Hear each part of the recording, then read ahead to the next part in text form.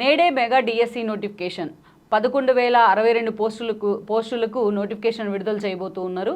మే లేదా జూన్లో ఆన్లైన్ విధానంలో పరీక్షలు 23 నోటిఫికేషన్ రద్దు అంటే 2023లో ఇచ్చిన నోటిఫికేషన్ రద్దు చేస్తూ ప్రభుత్వం ఉత్తర్వులు అనుకోవాలి. పాత అభ్యర్థులు మళ్ళీ దరఖాస్తులు చేయాల్సిన అవసరం లేదు.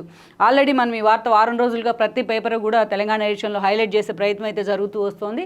దీనికి సంబంధించి ఈరోజే నోటిఫికేషన్ రాబోతోంది. అంటే ఎంతోమంది అర్హులైన వాళ్ళంతా కూడా ఎంతో కాలంగా ఎదురు చూస్తున్న నిరుద్యోగులకు ఇది నిజంగానే ఒక శుభవార్త కన్నా పెద్ద వార్తే అనుకోవాలి.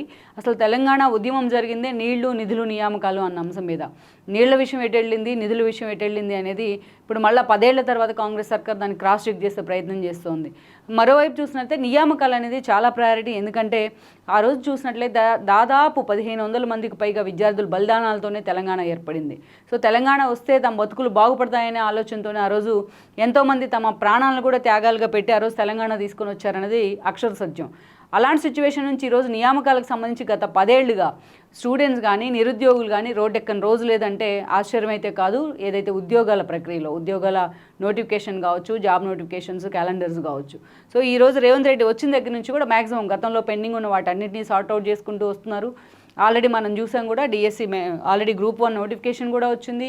ఇక ఫైర్ సేఫ్టీ దగ్గర నుంచి పోలీసుల శాఖలో నియామకాలు కూడా చేస్తూ ఉన్నారు. మెడికల్ కాలేజీల్లో కాంట్రాక్ట్ పోస్టులు భర్తీకి కూడా ఆల్రెడీ నోటిఫికేషన్ ఇచ్చున్నారు.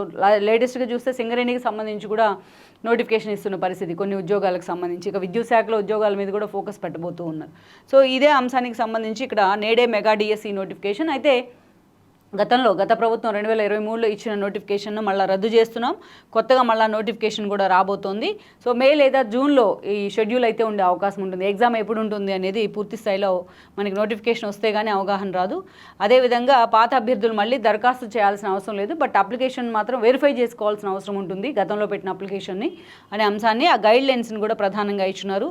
దాదాపు 11,062 పోస్టులకి ఈ రోజున డిఎస్సి నోటిఫికేషన్ వెలువడబోతోంది. సో రేవంత్ రెడ్డి గురువారం తన నివాసంలో ఈ నోటిఫికేషన్ అయితే రిలీజ్ చేయబోతూ ఉన్నారు.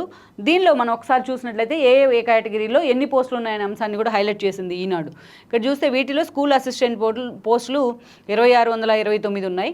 భాషా పండితులు 727 ఉన్నాయి. పీఈటీలు 182 ఉన్నాయి. ఎస్జిటీలు 6508 పోస్టులు ఉన్నాయి. ప్రత్యేక కేటగిరీలో స్కూల్ అసిస్టెంట్లు 220, అదే కేటగిరీలో ఎస్జిటీలు 796 పోస్టులు ఉన్నాయి. దరఖాస్తుల గడువు నియమ నిబంధనలను వెల్లడించున్నారు త్వరలోనే.